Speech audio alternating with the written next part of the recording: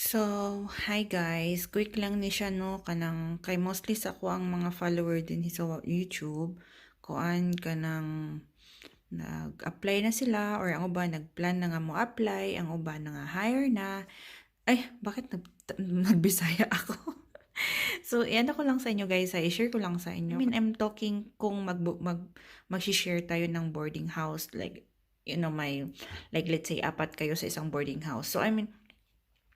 So ito guys, i-ano ko lang sa inyo, i-share ko lang sa inyong kuryente namin na bill.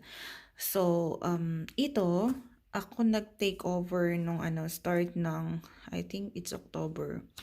So, ito yung mga bill namin. I-share ko lang sa inyo guys ha, para may mga idea kayo kung niloloko ba kayo ng mga ka-boardmate mo. Yung nagbabayad, I mean, yung nagbabayad ng kuryente, like, nagbibigay kayo ng share, tapos, hindi pala binayad or something ganyan. So, ito yung mga dapat ninyong tingnan. So, ito, wag niyo lang tingnan yung dito na bill na like total bill ninyo. So, ano pala guys, please like and subscribe. Pa-subscribe naman sa ating small channel. Thank you very much. So, ito guys, ito yung bill namin. So, wag niyo lang tingnan guys kung ang total bill ninyo ganito lang ha. So, tingnan ninyo kung ano yung nasa likod. So, ito yung consume ninyo. So, ito yung mga additional charges. So, yan lang yung babayaran ninyo, 39.39. So, makikita din nyo dyan kung anong months yan. Pero iba dito guys, may 30 days. So, may ibang bill din na, let's say ganito guys, oh. Sabi ko maikli lang, pero parang mataas ito. Let's say ganito. From ano pa to siya, 09, September ba to? Hanggang January 8. So, ito yung nabayaran ko. So, hindi ko pa kasi siya maintindihan kung bakit ganyan. May bill na naman. So, anyway, ganyan siguro talaga yan. So, dito guys is tatlo lang yung circle. So, ito yung consume. Tapos mga charges, yung mga VAT, kung ano-ano pa. So, dito mo yan siya makikita. Itong 59, dito mo yan siya makikita. 104 plus 30 minus 75. Pag may ganyan, so it means minus. So, ito lang yung total 59. Itong 21, dito mo yan siya makikita. Yan, i-plus mo yan, dyan. Tapos, itong 351, dito mo yan siya makikita. So, anyways. So, ito guys, malinis to kasi bayad to every month. So, ipakita ko sa inyo kung ano yung gusto kong i-share sa inyo na bill. So, ito guys, ito yung bill yung kasamahan pa namin dito sa flat ang nakatoka magbayad kasi siya nag-o-offer. So, okay, So, ganito guys, 150 yung total bill namin. 150.39. So, ito lang tinitingnan talaga namin guys. Kasi, syempre, when you trust your ka-boardmate at saka syempre, mabait, you feel na hindi kayo niloloko. Alam mo yung when you say mabait, basta, ayaw ko lang basta gusto ko lang kayong i-aware na may mga ganitong nangyayari. So, anyways, yan yun. So, ito lang parati namin tinitingnan, guys. So, ito guys, bago ko lang to na-discover kasi, pinag-compare ko yung mga bill na ako ang nagbabayad at yung lumang bill. So, di ba sa yung ako ang nagbabayad, ito lang. Wala yung circle na ito, wala yung pula. Ito pala guys, balance pala to last month na bill. Let's say 150 yung bill, dinivide na namin yun sa 4, so binayaran lang ng konti, so may naiwan na 129.79 euro. Tapos, i-plus mo siya ng 20.60, kaya naging 150.39. So, dinivide na naman namin to sa apat. In which, bayad na kami dito. Dapat, ito lang yung binabayaran namin. Kasi bayad na kami dito eh. So, yung gumamit ng pera, dapat siya ang magbayad dito. Kaya nga, nag-trust kami masyado. So, wala kaming pakialam. Basta lang kami nagbayad ng bayad. Like ganito, the same situation guys. So, 141 dinivide 4 namin. Pero, eto, may balance pa din guys, 118.30. Kaya ito lang yung gusto kong i-share sa inyo na if ever maki-boarding house kayo, may like let's say 4 kayo, 3 kayo, 2 kayo, tapos yung isa magbabayad, wag nyo lang tingnan yung total dito. Kasi, let's say nagamit niya yung pera, inunahan lang niya ng 50. So, may naiwan pa palang 118.30. Nakabayad ka na dito eh. So, dapat, kung nakabayad ka na dito, ito lang yung babayaran mo. Ito lang yung i-divide kung magkano kayo. So, yan guys, aware kayo na, aware? Tama ba? Mag-ingat kayo sa mga ganito. Huwag masyadong mag-trust guys kasi nag-trust ako sobra. So, ito guys, naayos to. Pinuntahan nila yung kasamahan kong isa, pinuntahan nila yung opisina nitong electricity. Tapos, yun nalaman na pinapartial-partialan lang pala yung mga bill. So, ako naman, okay, ganun lang yung sinabi. Okay, ganun lang yung mga reaction ko kasi hindi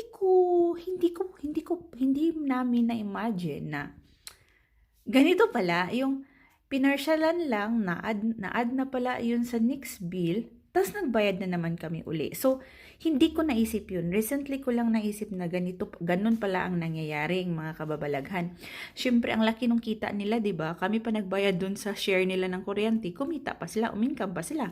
Kasi bayad na kami, tapos binayaran uli namin, tapos may bago, di ba? Sa next month na naman, partial na naman uli, tapos bayad na naman uli kami dun sa balance, di ba?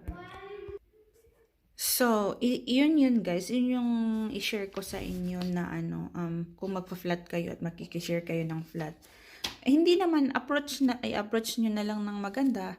Like, let's say, patingin ng bill. So, basta wag nyo lang tingnan yung sa harap, tingnan nyo yung sa likod. Yan.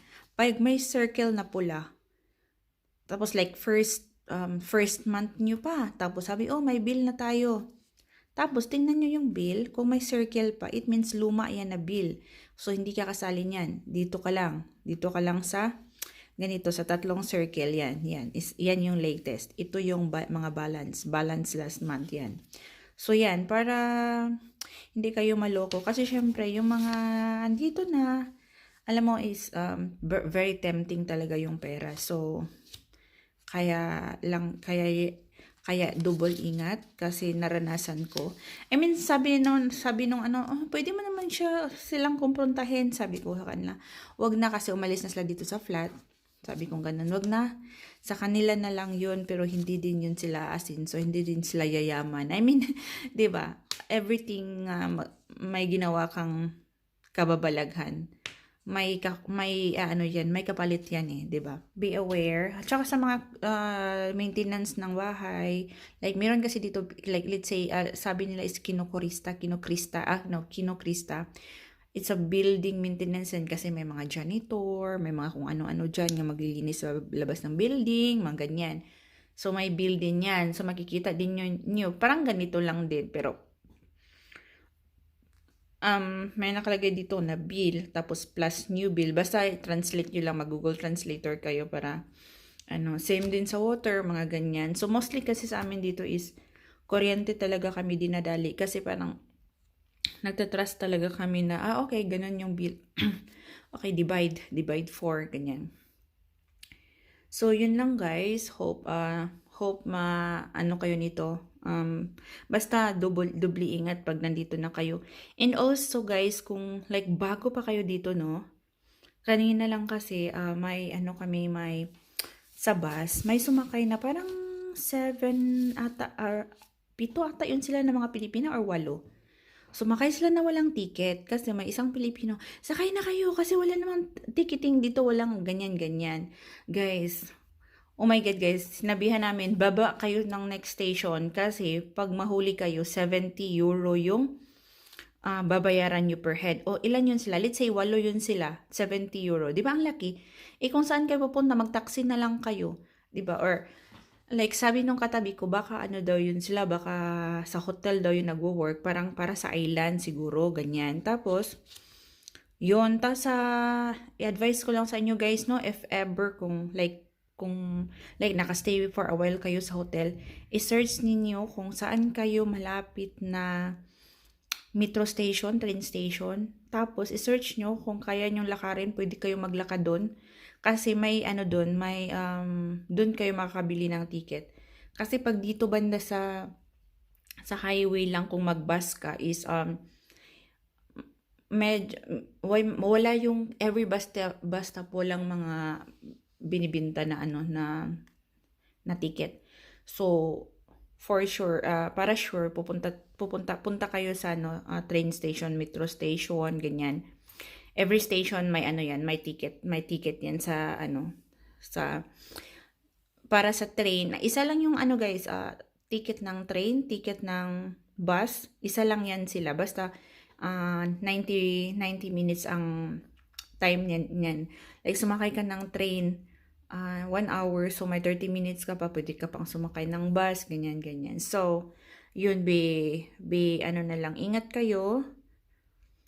At saka, yeah, wag masyadong kampante na, walang inspector, ganyan. Kasi pag mahuli kayo, 70 euro guys. So, pwede pa kukunin yung passport ninyo. So, yun lang. At saka, good luck sa inyong lahat. At ingat sa mga, basta ingat, alam niyo na yan. That's all guys. Have a nice day. Bye-bye.